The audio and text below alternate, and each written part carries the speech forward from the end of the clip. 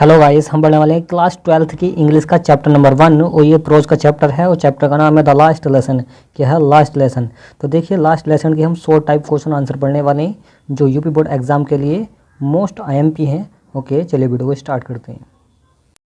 देखिए friends, the last lesson के 100 type question क्या है। देखिए 100 टाइप मतलब शॉर्ट आंसर टाइप क्वेश्चन क्या है। तो देखिए answer the following questions in not more than 30-40 words each. तो देखिए कह रहा है कि निम्नलिखित प्रश्नों के लगभग 30 या 40 शब्दों में इनके आंसर दीजिए। तो हमें उत्तर बताने हैं इसके शॉर्ट टाइप क्वेश्चन के। तो देखिए पहला क्वेश्चन क्या है।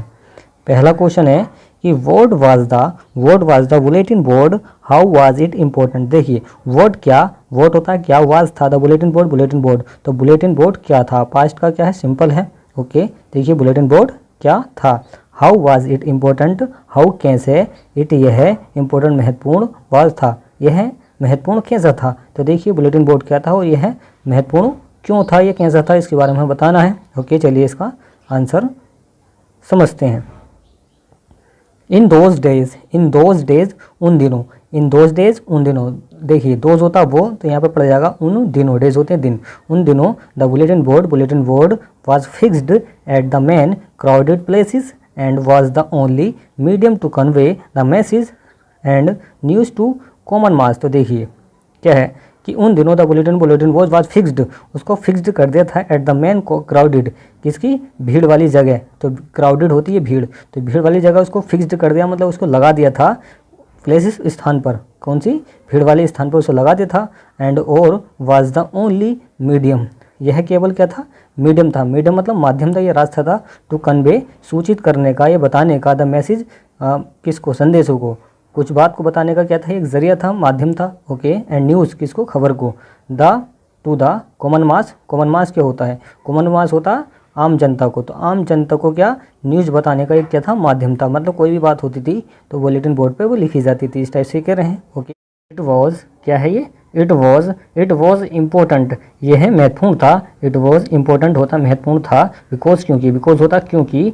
It was the only mode, it was यह था ओनली केवल, मोड मतलब एकमात्र, ऑफ कम्युनिकेशन वार्तालाप का, यह एकमात्र वार्तालाप का क्या था, जरिया था। ओके, वेडबिन के बीच, किसके, वेडबिन के बीच, ऑफिशियल अधिकारियों के एंड द पब्लिक के बीच।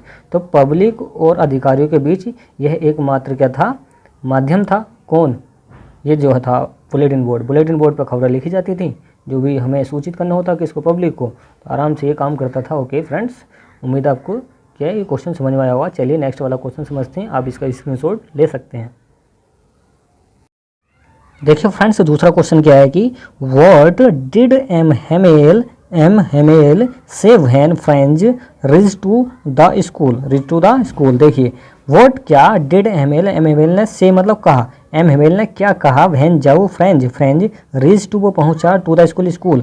तो देखिए जब फ्रेंच स्कूल पहुंचा तो एम हेमेल ने क्या कहा था। ओके, चलिए इसका आंसर समझते हैं फ्रेंड्स। व्हेन जब फ्रेंच, देखिए व्हेन जब फ्रेंच क्या है, Franz reach to the school, जब वह क्या स्कूल पहुंचा, क्या पूछा, स्कूल पहुंचा। एम हेमेल ने साथ देखा, एम हेमेल ने देखा हिम उसे, एंड सेड कहा वेरी काइंडली मतलब दयालुता से, मतलब क्या आराम से उससे बोला, वेरी काइंडली, और उससे क्या प्यार से बोला, to go to his place, अपने स्थान पर चले जाओ। कौन कह रहा है, एम हेमेल कह रहा है। ओके, प्लेस क्विकली, अपने स्थान पर चले जाओ। एंड और they had been beginning without him, और एंड और वे हैड बीन बिगिनिंग, वो शुरू करने वाले थे, विदाउट हिम उसके बिना ही वो शुरू करने वाले थे, मतलब पढ़ाई वगैरह। ओके, चलिए नेक्स्ट वाला क्वेश्चन समझते हैं friends.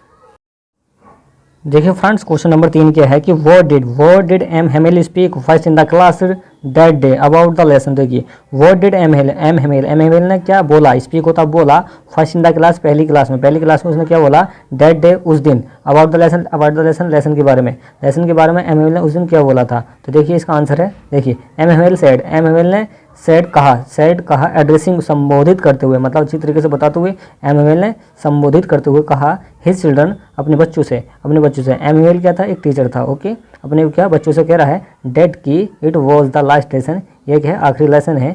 He would give them वह उन्हें देना चाहता है, देम उनको क्या देना चाहता है, देखिए द ऑर्डर आदेश, वह उनको आदेश देना चाहता है हैड कम फ्रॉम बर्लिन, जो कहाँ से, बर्लिन से आया था। ओके, टू रीच ओनली, देखिए टू टीच, रीच नहीं है टीच, टीच होता पढ़ाना, तो देखिए टू टीच पढ़ना, पढ़ाने के लिए ओनली जर्मन, जर्मन पढ़ाने के लिए क्या एक आदेश आया है, इन द स्कूल, कहाँ पे, स्कूल में, और कहाँ के स्कूल में, एल से के स्कूल में, इसको बोलेंगे एल से, क्या पढ़ना है इसको, एल से एंड लोरेन, एल से और लोरेन के स्कूलों में क्या केवल क्या पढ़ाने के लिए ऑर्डर आया है, ओके, जर्मन, जर्मन पढ़ाने के लिए ऑर्डर आया, क्योंकि जर्मन ने वहाँ से जो कब्जा कर रखा। ओके, देखिए the new master would come, the new master, जो नया जो मास्टर है, would come the next day, अगले दिन क्या नया मास्टर आ जाएगा।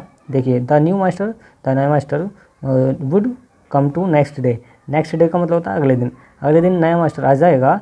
That was their last French lesson, कि ये क्या था, आखिरी लेसन था, कौन सा, द लास्ट लेसन क्या था, आखिरी लेसन था। ही वांटेड, वो चाहता था, them to be very attentive, वो चाहता था कि सारे के सारे क्या वेरी अटेंटिव हो जाएं, मतलब जागरूक हो जाएं, सारे के सारे जो बच्चे हैं वो सारे के सारे क्या जागरूक हो जाएं, अटेंटिव हो जाएं। ओके, चलिए नेक्स्ट वाला क्वेश्चन पढ़ते हैं फ्रेंड्स।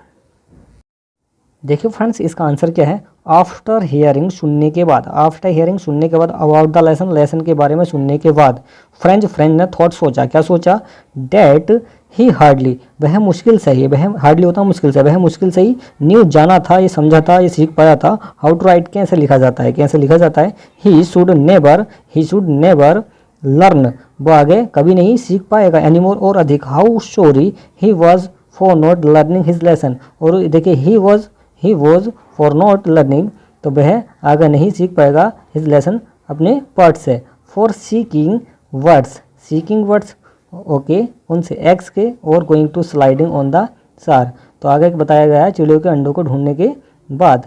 देखिए कहाँ पे है, ये है after seeking words x going sliding on the सार, तो क्या चिड़ियों के अंडों को ढूंढने अथवा सार नदी पर चलने के बाद चला, वो क्या हुआ, चला जाता था, कहाँ चला जाता था। ओके, चलिए नेक्स्ट वाला पढ़ते हैं फ्रेंड्स।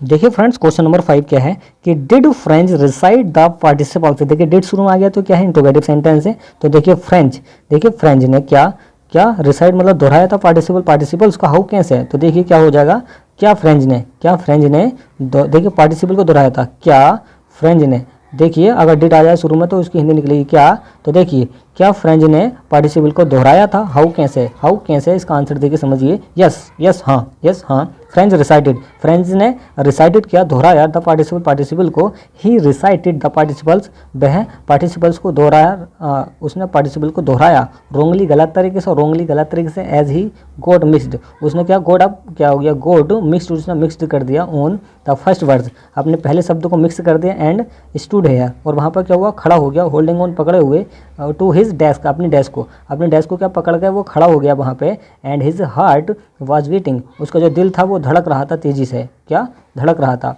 क्योंकि वो गलत सुना रहा था, गलत बता रहा था पार्टिसिपल को गलत तरीके से, इस तरीके से क्या उसका दिल धड़क रहा था। चलिए नेक्स्ट वाला पढ़ते हैं फ्रेंड्स। देखिए फ्रेंड्स, क्वेश्चन नंबर 6 क्या है, क्वेश्चन नंबर 6 है, देखिए क्वेश्चन नंबर 6 है, whom did Emmanuel blame for the ignorance in studies why, देखिए whom किसको, whom होता किसको, एमएमएल ने ब्लेम क्या किया था, आरोपित किया था, ब्लेम होता दोषी ठहराना या आरोपित करना, फॉर इग्नोरेंस किसकी नज़रअंदाजी के लिए, किसकी नज़रअंदाजी के लिए, स्टडीज़ पढ़ाई के, तो पढ़ाई के नज़रअंदाज के लिए किसको उसने ब्लेम किया था, वाई क्यों। ओके, इसका देखिए आंसर समझिए, फर्स्टली का मतलब होता है क्या होता है, पहले से, फर्स्टली होता है पहले से, फॉर द इग्नोरेंस, देखिए पहले से किसकी नज़रअंदाजी के लिए, इन स्टडीज़ की पहले से नज़रअंदाजी के लिए एमएमएल ने किसको ब्लेम किया था, ब्लेम्ड द स्टूडेंट्स, उसने सबसे पहले ब्लेम किया था किसको, स्टूडेंट्स छात्रों को, बिकॉज क्योंकि दे डिलेड, वो देरी करते थे, द स्टडीज़ पढ़ाई में, मतलब क्या देरी करते थे या टाल देते थे उसको, किसको, स्टडीज़ पढ़ाई को, डिले का मतलब होता है टाल देना। ओके, देन तब ही ब्लेम्ड उसने दोषी ठहराया, देन तब उसने दोषी ठहराया देयर फ्रेंड्स, उसके माता पिता को, उनके माता पिता को क्या दोषी ठहराया, हु प्रेफर्ड, जो प्रेफर्ड करते थे या ज़्यादा अधिक वरीयता देते थे, देम टू वर्क, किसको, काम को, मतलब पढ़ाई से ज़्यादा किसको, काम को वरीयता देते थे। ओके, मतलब उसको काम को ज़्यादा समझते थे। ऑन अ फार्म, और किस पर, फार्म पर क्या होता है, एक तरीके से फार्म जो होती है। ओके, और एट द मिल्स, किस पर, मिल्स पर काम करने को जो पैसा मिलता है ना, ठीक, उसको ज़्यादा वरीयता दे देते। ओके, एंड एंड और देन तब ही ब्लेम्ड, उसने क्या ब्लेम्ड किया हिमसेल्फ खुद को, और उसके बाद में क्या खुद को उसने आरोपित किया, ये ब्लेम किया ठू भी, ठू होता है ये भी, देखिए ये जो ठू है ये होता है भी, फॉर गिविंग देम हॉलीडेज, किसके लिए, उसने खुद को ब्लेम क्यों किया था, क्योंकि उसने क्या उनको छुट्टी दी थी, गिविंग देम हॉलीडेज, उसने क्या उनको बच्चों को क्या छुट्टी दी थी, इसी वजह से उनको मतलब खुद को उसने ब्लेम किया था। चलिए नेक्स्ट वाला पढ़ते हैं फ्रेंड्स।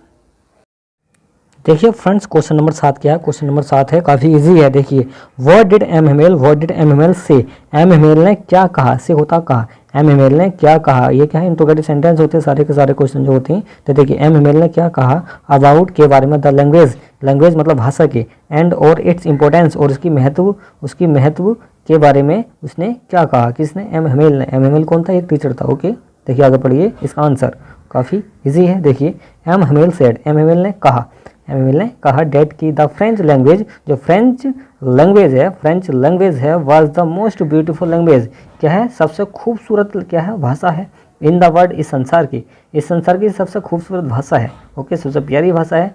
द क्लियरेस्ट, क्लियरेस्ट का मतलब क्या है, सर्वश्रेष्ठ है, मतलब क्या है सबसे स्पष्ट है, सबसे ज़्यादा क्या है स्पष्ट है।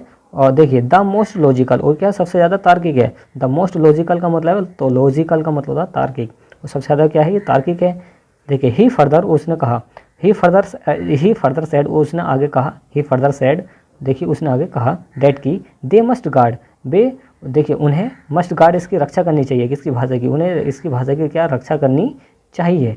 इट एमंग के बीच, उनके बीच क्या इसकी रक्षा करनी चाहिए। एंड और नेवर फॉरगेट इट, और इसे नेवर कभी नहीं, नेवर होता कभी नहीं, फॉरगेट इट इसे भूलना चाहिए, और इसे कभी भूलना नहीं चाहिए। ओके फ्रेंड्स चलिए नेक्स्ट वाला पढ़ते हैं।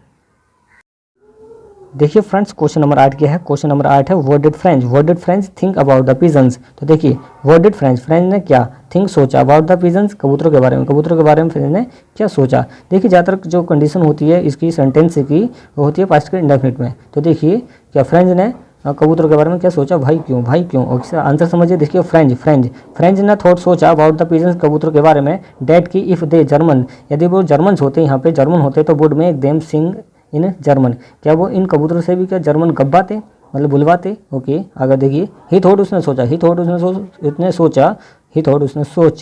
सो इसलिए व्हेन ही हेard, जब उसने सुना, द पिजन्स को कोइड मतलब क्या कूकू करते हुए, वेरी लो मतलब थोड़ी सी मतलब कम आवाज़ में, लो होता कम आवाज़ में, ऑन द रूफ छत पर, जब उसने कूकू करते हुए देखा छत पर, तब वो ये सोच रहा था, उसके दिमाग में ये थॉट आ रहा था कि ये जर्मन होते यहाँ पे, तो क्या कबूतरों से भी क्या जर्मन बुलवाते, इस टाइप से वो सोच रहा है। चलिए नेक्स्ट वाला पढ़ते हैं फ्रेंड्स, और बचे 2 इसके कंप्लीट होने वाले हैं। देखिए फ्रेंड्स क्वेश्चन नंबर 9 क्या है, क्वेश्चन नंबर 9 है what did M Hamel observe there at last. देखिए व्हाट डिड एम हेमेल ने क्या ऑब्जर्व किया, निरीक्षण किया, देयर वहाँ का, एट लास्ट आखिर में, तो आखिर में एम हेमेल ने वहाँ का निरीक्षण कैसे किया, मतलब वहाँ पर देखभाल कैसे की, वहाँ पर कैसे देख रहा था, कौन, एम हेमेल। ओके देखिए इसका आंसर समझिए, एट लास्ट आखिर में एम हेमेल ने ऑब्जर्व किया, मतलब देखा, ये निरीक्षण किया, या गौर से देखा, वहाँ पे एम हेमेल ने क्या निरीक्षण किया, एवरीथिंग हर चीज़ का, इन द क्लासरूम अपनी क्लासरूम में क्या हर चीज़ का निरीक्षण किया। ही ऑब्जर्व उसने ऑब्जर्व किया डेस्क को, मतलब डेस्क को घूर के देख रहा है, एंड बेंचेस को। ओके द वॉलनट, किसको, वॉलनट ट्रीज को देखा उसने, द गार्डन के, द होप वाइन को देखा उसने, एंड द अदर थिंग्स और अन्य चीज़ों को भी उसने बहुत गौर से देखा, एज क्योंकि ही वांटेड वो चाहता था टू फिक्स करना, दोज इन माइंड वो अपने दिमाग में क्या उन सभी को फिक्स करना चाहता था, उन यादों को, क्योंकि वो वहाँ से छोड़ के जा रहा था, इसी वजह से इसका नाम लास्ट लेसन रखा गया। ओके चलिए ये अगला वाला पढ़ते हैं फ्रेंड्स, क्वेश्चन नंबर 10 क्या है। देखिए फ्रेंड्स इसका लास्ट क्वेश्चन क्या है, टॉप 10 क्वेश्चन इसमें आखिर क्वेश्चन क्या है, द लास्ट लेसन का आखिर क्वेश्चन क्या है, 10वां है। ओके इसमें केवल 10 क्वेश्चन, 100 टाइप क्वेश्चन इस चैप्टर में।